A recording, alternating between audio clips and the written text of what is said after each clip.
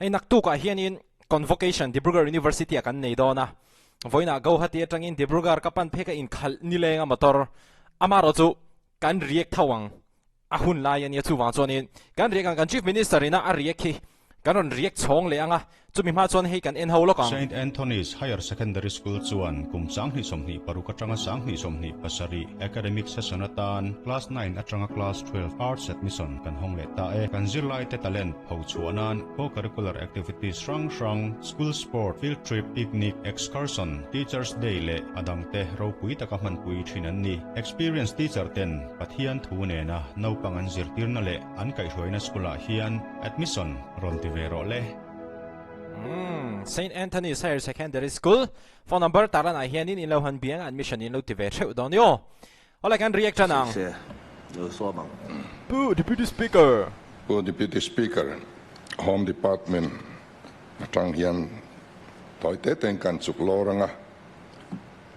tukina khan media BSF Mizo tlangwal te ta na kan juk dil chu kha Mizo nilo residential certificate nei si mi pariat an lut veni ti kha pu ai chi van lo ro ta khanin aron zia ka viral so ta chu kan MSU lampang te poin an lo ngai poi mo a lai hi han soi fia lok ka du a mi staff selection commission hi recruitment ron ti tu ber an ni a BSF kherlo po hi an ron ti loma ta chuan mi pariat mai ni lovin mi som ni panga hian residential certificate nein a tam ber chu mual veng tlang nuam anin tiani chu tun mai athil an khiat thar ni lovin sang ni le som ni le pali zun tha adai to khanin FIR hi thelu ania khami an residential certificate lo pe chuak tu nia anpu ADC Aizol DC office mi tengai khan Aizol police station a FIR an thelu ta ti chuan an han investigate ngata khutlang hruai tu te local council hruai tu te le aveng mi te nen an han dap khan khang mi som ni panga te kha an om na khiat ani talovani lang nuam a pon om lova mundanga po anom chuang lova force document mang khan residential certificate kha an lo phwa chopani ti ka riat ani a chu emi staff selection commission a hian riatir le ni in an ni ho kha an na tangin an ban ta vekani ti report kan donga chu tun nuwa hetiam hi awm zel to lo nan kan film khurtlan anga maya tuna territorial army lak tura po hian kan sarkar po hianin a department te mai baka kan MLA za omtak lieutenant colonel Clement Lalming thanga hi lo boy pui turin tlom ngai turin in char sa kan daringon maya chuanin an adar card tivel mai ni lovin ration card thiltel vek turin kan demand ta nge ni hetiang om le to lo na tur hian chuwang chuanin ration card atel kha chuanin an identity kha achian le zwal don awangin tiang chuan kan beya tianga loin ze ru khrang tum document diklo te nena ma lo la thin hi aven sen ani lo ma ro chu bengwar tlang ilangin tiang hian kan sui chuak zel don ne ti ka kan soi masadu a telve mi lo tur ru ka lo tel tum an om te hian a boi thla ka tin tel nge tur lo mai pal a om te hianin atel nge tur atan po khanin a ril runa thla khai Meghalaya po tunai khanin an boi em kha an ni kha chu tlem khanin a case kha sensitive ang reng khopa boi ani Meghalaya lampang po mo ang event deuh kha chuan in hriang hetiang thil hi chu boi thak thin khop mai tin ramri chungchanga mauchar VC2 area a zunjam kem vel bia bula bru hovin trin samruk me mun vel lai an wat ti kha voina kan riat chau ania eng ti jiang e ni amau char Tin ar si tur te lo po theng. hian in khatiang thil thleng te chu sarkara hian DC hena te mo an lo hril vat lo o ka tia scholarship DC te point an hre hau lo mai ni Deputy Speaker, mau char nilvin sai pum chun ya. O sai. Hey, DC hena an lo thlen thap na jok copy kan dong ani. Home Minister pron dong mai the DC an lo thei lut to e. DC scholarship pa. voin ani karing kha kha voin thil ania chu chu amuna DC le SP hi tunan thang me ka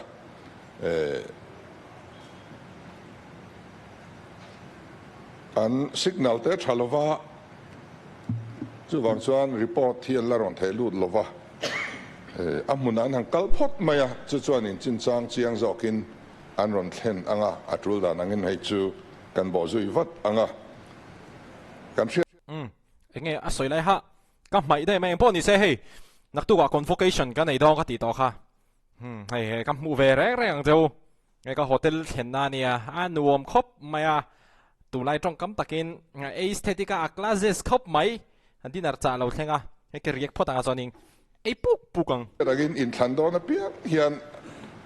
khulai bor vela an candidate te khuanin Mizoram ton ngam ni khu vote ka ching de voin an thria ni turania boina ron siam zia maya an in Thandon me ka ramria boina kan nei le hi chu kan lo in ring sa de hrim thrima amaro chu Assam Chief Minister nen te kan in be pop renga atuma ma in boina siam lo tur status quo imente nang ti hi a sarkar ang pialama kan pani po kan inkar kan thutlung ania har sadaom chuan Chief Minister level a po ei chu kan lo soi zui anga khu an in thlang dona an in thlanna te po minon pui ve te po ron ti ve nge nge a chu tiang chuan relation thatak kan nia kan buai lian lo tura ngai phot ilang a tha ange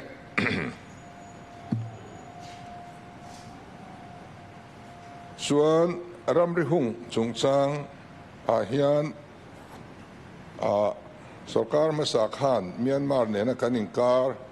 ramri hi hung ni ro seti resolution kha lo pass to a chu wang chunge ni he centralin kan sarkar le kan central way me ten kan do dal chungin ron ti lui antuma kan rem ti nai ro chu kan pe thei lova cabinet decision po ka su turin min tia maro chu kan su thei love hei chu kan tia a subject hi central subject kan ya kan thu nei na ani lo wangin an ron ti lui kha chuan kan dal thei chuang lova amaro chu nai hian kan governor nen te po kan soi du na governor hian ngai dan sang tu nai hian anaya hetia a physical fencing bur nilo hian virtual fencing hi irot te angatia ti chuan virtual fencing nei turin a project te po kha an siama tuna hian governor secretary hi Delhi a thangmek ani mai thei ka hria swalo chuan home secretary nen anjuk soi dun dona chu tianga virtual fencing te ani thei kha chuanin azia om dona maro chu a hau tak de hlek don ani chu akal chhozel dan tur ani anga tin ramria hian buaina alo omani point kan nam isu ania kan opposition leader in Soyang Khan helai hi chuan rual thapake kan pen tlan zel hi atrul tun ma point rual takin a chang chuan ke kan pena a chang ro chuan in beinan kan mang boka tuna tang hi chuan nam isu hi chuan in kan zawai hianin okhat nei theizel turin kan ri Rusia milati kha kan soidu a ten sarkar ma sahuna village household registration bill lo pass to kha India president assent ngai ania wangin tikhan awm tangar maya kanan sarkar tiratang khanin kan han ngai vena ta chuan home minister nen kan soidu na home minister chuan in home secretary tu na Manipur governor nita khi a ko phia ta chuan in panin i hrelo chuan a ruma va pheiula aba khi chu ve soidun tamai cheu atia kan soidun le ta chuan president khanin pom theilo kha alo nga maya heng hi instead thuneina nilova central thuneina indai nemlu tuka แห่งนี้อัฐารินรอนติเลไม่รู้อันเตียมาเสกไอ้ขานินงอรอดิกโลอินติไลเตจุมินสิอุละสุไลสุกันรอนเสียมทำไมยังอับบุลจังหันจันเลตุรชวนินหุ่นดูเรย์ไม่ตัวน่าให้ไบโอเมตริกrecording in hanti identification in hanti Myanmar lama kanuna te ho kan chin che inti te po hi he village registration hi chulo nei to ni la angai lo ni mai tur hiania khotin hian in chung kotin kha kan record tanga hei chu ma na tangin lan le upahun lai tangin khochier kan nia kan record thlap thin ani chu tiang nam chu kan niaให้กองทัพนาปอนเปรมดอนชวนกองทัพเล็กข้าอันละจูกองทัพเล็กข้าเตลโลชวนอันว่าเปรมนักกองทัพข้าอันโลดงสงไทยมีอันโลอังคารให้มีฮิจูในไทยลังอินที่ข้านขบขัดจังอาดังอันเปรมดอนข้านสติฟเกตข้างไอเสียลังอ่ะกันซิงอาเฮียนมีอินเจ็บรูอันนนไทยดอนหรือว่าอัจฉริตุกันนี่ข้าบิลข้ามาเสงอินดอนน่ะกัลโซเซละกัลโซเซละอัตเลมาซองหันตีดังละมาทำไมไทยข้านี้มินเสียดปุยตลอดวะปุยจอไม่รู้อินดูแลทารินรอนติเลจอกเราวันเตียตัวนี้กันอุยดรอตาทารินกันละดวงเลตุระกันอินง่ายอันนี้ตีนวายแรงเตะเลยไหลละปูรินคาร์กันอินตีบวยนัชินไลคูมีจังกุลเวลเฟร์เขาควันกันเอริยามินรินลุสังไม่รู้ติดชวนอินบัฟเฟอร์โซนอินการะอมังะอินตีบวยโลพังอาช้างตีรถนะอาเซียมะมินรอนหมูมาเตรอนเซียมะสุดๆไก่นินกันรำกันตีชินเตไหลเลปูลำกัจจารลำมินกันรำมันตีชินเตปอละเฮกเวอินจังกุลเวลเฟร์สคูลเอเรียคานินเอ็กซ์เทนชันตานมันไม่นิเสตีรถนะคะอารอนสุยาอาสัมชีฟมินิสเตอร์เนนกันสวยดุนตัวofficial name lovin athapia nang chu buffer zone kan lo nia kan in ti boy khat phana ni ti chuan athavio lomani kan ti duna amaro chu initiative ron la ro ukatia an ron la lem chuang lo tun thleng hianin keini lamin kan zuk ti sek chuang bik lova tiang chuan in thukal lai angreng chuan khulai khola omani ti kha kan soi duwa tin DPN AR khan kan member chen khanin ngoi lo chả lo cái xin chào bạn đấy lại post speaker cái mà tỷ về hun nè rồi thì DPN AR khan ai kal soi nom na de ule ti le lo mai han rot thuốc na kha de wa India rama hian khoya ma ai kal hi an la lo vani Mizoram te chau hian ania tin dan ve chan tur hi mia lowa chun han ka pakhat po lo ni ai kal lak theina tur India ram dana hian chu wang chuan hei chu dan lo ania wangin sarkarin ti that atuma ati thamme ka azia viau to in nuk dok le zong de emo adul de zong emo kan ro rel na hi chuan soi lo hi a thamang kan ti dewa tin MPSC tu na ya nan lak tรงสร้างข้าอามาเบลข้าอินอุยดรอส่วนบางส่วนอาลุดสวงเราอามาข้าอาบางทว่าสอยต่ำง่ายเราว่าง่ายแต่ไม่ละอัดหัดกันริงะสเปรดการ์เดอร์ตรงสร้างฮีอาศักคบไหมอาชันจูกัน All India Service เขาส่งเฮียนเอไลมิโซรามาเอโมเซ็นทรัลรามาเอโมอัตัวมาเฮียนินมินตุปุยโลเวกอันนี้มิโซรัมกันเดอร์เตลอมาชันป้ามาคอยมาทรานสเฟอร์เทลว่าอันเซอร์วิสสูงลงอันไม่ถูกค่ะอันดูดลัดโลมาคุลายเซ็นทรัลมินิสเตอร์บุลตลโฮอันซีเนียร์ออฟฟิเซอร์ส่งเขาดูโลอันนี้วางเฮียนินอันสักเวกเขาไม่ให้จูเองที่เนี่ยโมสเตทปนิขัดเตเนน่าอินคอมไบน่าตีดานที่ไงตัวเองอินตีอินจิมนิสเตอร์เนี่ยนะแต่ไปชวนอีทรังลังตีอินเดียวเลยแต่แต่สุขทนตัวชักเขาไม่อันตีเวสุดที่งั้นเคยมานี่ไม่รู้เดี๋ยวว่ากันส้มปุยตูร์เนี่ยมาลริงๆที่ชวนมินเปียกิอารินอมเจียหรือว่าสุดที่งั้นซองสเตทปักขัดปัดนี่ปัดทุ่มสุดที่งั้นอินทรอมตัวกันตีเทปอดสุดอาจจะไม่ไทยอันนี้ tên UDNP hiện căn lụt sầu lên hey kan Home Minister malak ngain thọ lệ cá lệ thọ cho na pu speaker luang te kan kalchuan kan session na zo to do na chumi tu thọ lệ gì ngã chuan bul kan tran to do na samrai furam kut thak na hi tu thọ pui nen kan check tran do na ni kong pui hi extension hi kan thok ngal to do na ta chuan chu ngã sonin vanapa hall lian tak kan son phei dona ten tuna samrai full area kan hanti helai bi ka hi amun dang tel lo hian helai kan han ko bera hi la mo le re ti mayang hemi ya za somruk hi green area da kan tumani za somli ro hi chu til trul eng engemo lo thei lo om ve selang ti ani chu mi tan chuanin kan NGO te le political party zong song om khomin advisory committee kan dina sumina kan rel chu ania chu tiang chuan malak ani dona etianga kut kan han tlak tran thei tur hi alom om kan tia kan fel big wang po ani lova ahun hi kan tong ani ve maya kan in ngaya Davida po khan temple kha sakachak maya ma se nang zong ti khani dewa afa pa khan asata khania khatiang deu te po khani ma na chuan cặp rượu khэр rể là CM chỉ ní tu là eng wangin elaya hianin vaibel suza somnga pathum point panga parukhitu na yang kananda phota solai azol pui kudan thak masak ne to kada tam chu khan kan thok man chuang lova chu wang chuan kan tho ne na in ang tur kan ma mong zel khan poisa hi chu kan pek bel mai don ani ten tu tene mo solai chung so anon dil le china ko franang te pol ang te poin rondil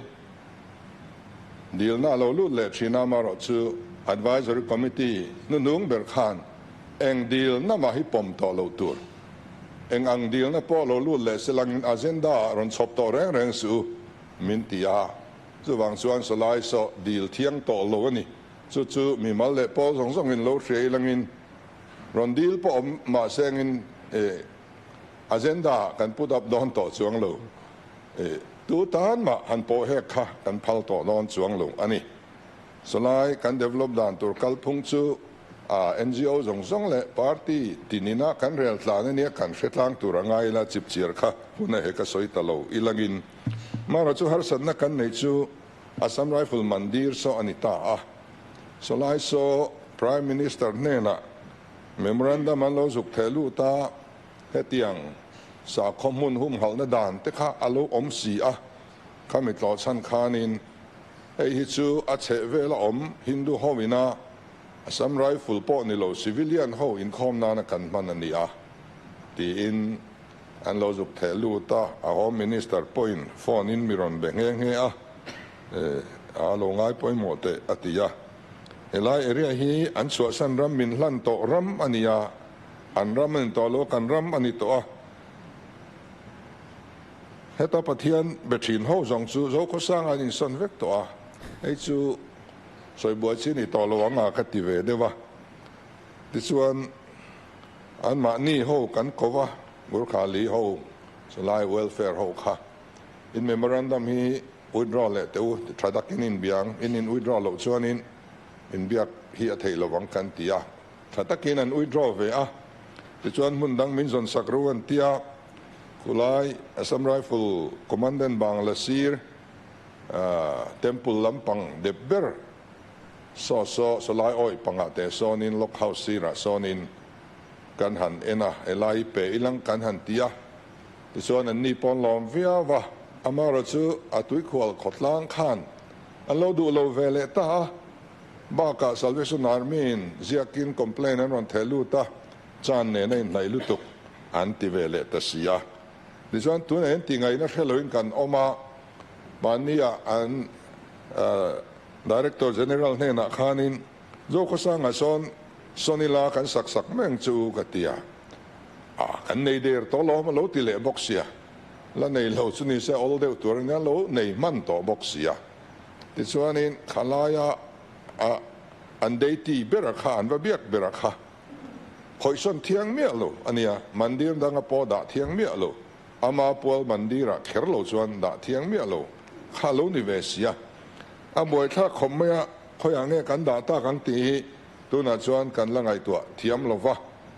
กันส่วนตุ่มน่าอโลเรมจางโลเลเซลเซียอายามิดติมิมซอกลายลุมลายตะกะโซนินอมเดวเร่งไม่ตีอังไงพาโดนมันนี่เตกันติรุมอันนี้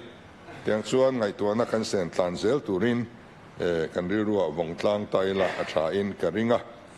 เป็น IMC อินทันฮีเนี่ยอาหุ่นเตปอสีอันอาหุ่นตะกะกันอินทั้งโลวัตเฮียนกันนันปดฟ้านะฉันชูบัจเจสนเตในตัวกันเนี่ยวังเฮียนอันอินทันมาค่ะบวยทักไทยโดนเฟียดน่าอมวังเตปออันนี้ไม่ที่อยากให้ชู election commission ล้ำถูอันนี้อินทันฮีกันปอไหนเลยมิสอยเสละกันปอหลัดเลยมิสอยเสลบอกเสียตีไงนั่นตักป่วยฟังคมไหมผู้สปีกเกอร์PHE เฮียนันรู้ติละให้ตุนไล่เฮียนินคนนัทกรุ๊ปเฮียนินกันสวยคอมชีนาตัวนัทิ้งช่างดวงอันติโปโลเนียฮี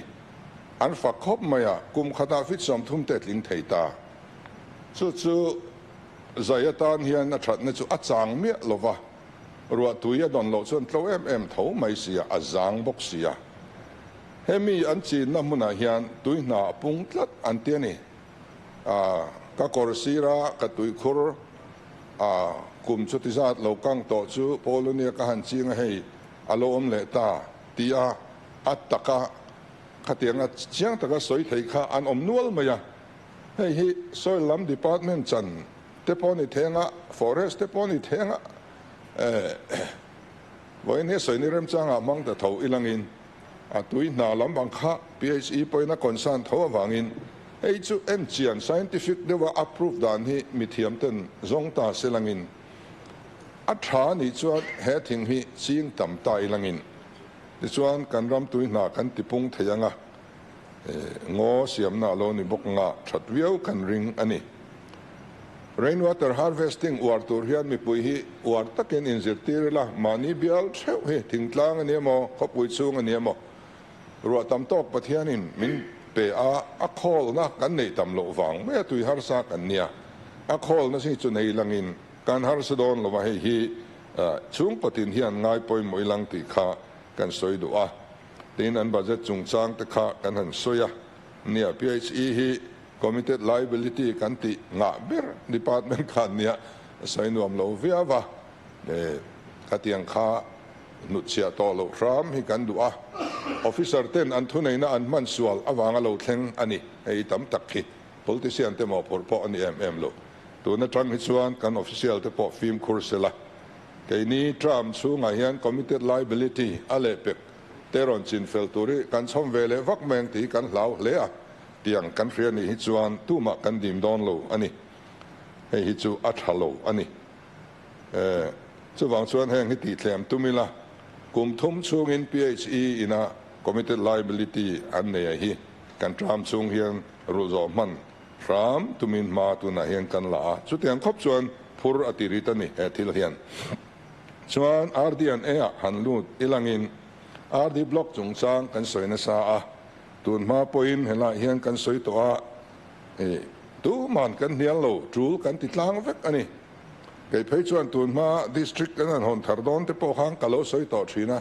district ไอชวนRD block คิสินมาเลยมีปุยเฮียนั้นมาเหมาะให้กะโลติดชีนะที่นารำรีตะฮีเสียงเฟลอ่างไอตาMLA ปักหัดเบียลสูงRD block ปักหัดไอตั้มเตะเอามา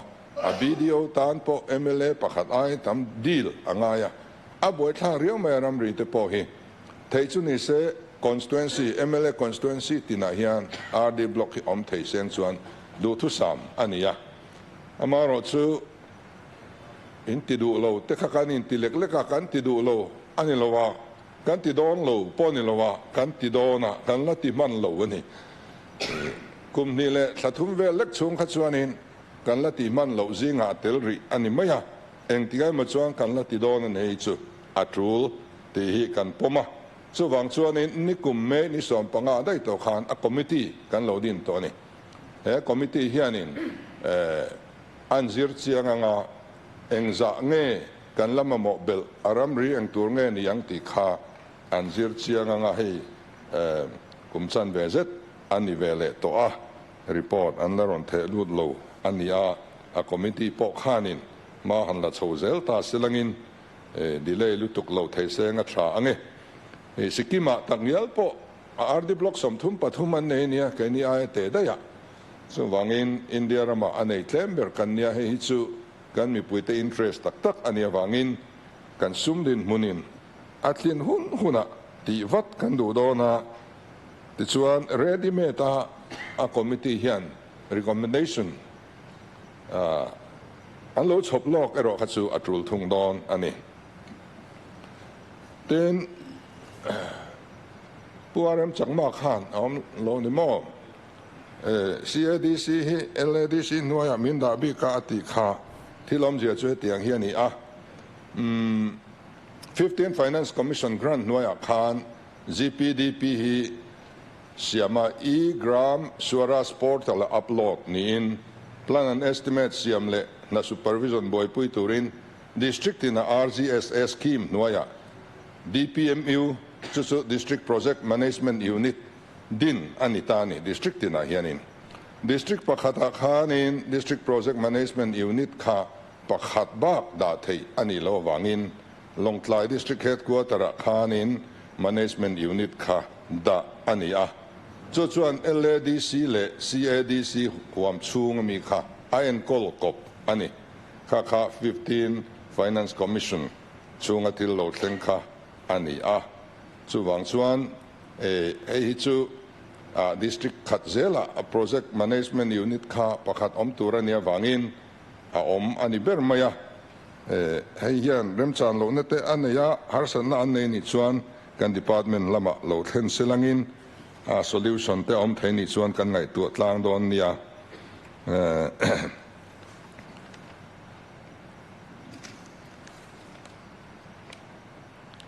then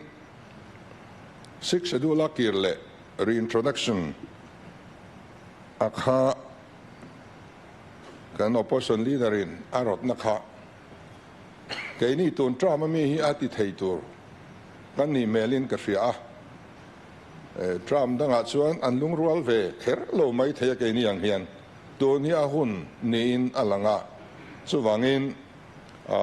RD&A department khan lo chin chia selangin anni khan ron initiate selangin hemi lampang zirtu tur committee ron din sela da chuan party tin atangin member po om ila athat karinga chuan han ngai tu tlang phot mai langin abul tran photila atha ange unauthorized village sungchang kha hei po hi ani anga hoisen taka kan opposition leader rot ang khan kan kal mai te hi ahun toem heng te po hi angai tu committee te po hi kan din hial don emani party tin om hian ti te karil ro chuan om dema tun malam pang khan unauthorized village alo oma an report mai si lova khami area a VC te kha an mani du saktu ten lo nia dikhan an lo huma an ombel zela in khan alo thenga candidate a piang in katin chuan kating hetang chuan ti zel boxia ti chuan khang unauthorized village omna kan MLA te reng kha tuna mi te katibi nani lovin a malama mi te po kha hemi kal zonga malavak tur hi chuan be sei chi pon nila zep thu omlo an vote du khanin kan lo in tiam zel sia chu wangin eng te po pe kan ni a tui te po pe kan ni chho zela kan missionary te nan om chil boka khatiang khani chho ve zela wang hian a hun laia kan lo mit lo to lak lo ani si chuan tuna om sa hi chu regularized law maidan te kan ngai to don em niang ti hi consultation nei a thakopin ka ria ไอ้พอฮีอาร์ดีอันเฮียนอินิชิเอทีฟรอนลาเซลังอินอะคอมมิตี้บุรุกันติโลนี่พออินปาร์ตี้ดังๆhow to เตนสอยข้อมไตลังอินตัดส่วนคอนเซนแซสกันในไทยส่วนอัตราวิวินกันริงะอาโลอมทาร์เลตูร์เราฮิตสุกันสตริกอังไงตัวนี้ขัดยังโลอมา report โล village council สุงะกันส่วนอักษรนัดกันลาปอชัดกันริงะเตียงส่วนอมทาร์เลตูร์เราฮิตสุกันเวนอังไงตักเจ้าโดนินกันเรียข้างแต่ข้ากันหันสอยซิงะขันทิลปอยหมอเดวเล็กหันอมเตนินกันเรียอาบาคิจูอันสวยวักโปอังไงอินกระเชลวะเห็นกันมินิสเตอร์เตปนิดิมานฮีลุงรัวตะกาอันพาสไทยนตูรินไอพอยน์การอนชอปเปล้อมไงนมเล่ไม่หันเรียกเตะเทียมตัวรมจวงล้อมารอจูไออินฟอร์เมทีฟหลอกทักก็ไม่รำชัวสันกุนันทักโดนะตินนัลากจงจังเตะขารอนซอยจวน AMC อินทันรอนเซียงกับปะเซวออปเปอร์ชันเตส่วน NPC Department Committed Liability RD Block จุงจ้างเวลแต่พวกฮารอนขายโคมชักคบไหมไงนมคบไหมเนี่ยนี่เลี้ยงหันไงทักโดนส่วนนี้ฮาร์ซาเวนี่ Assembly Session ตักฮิจู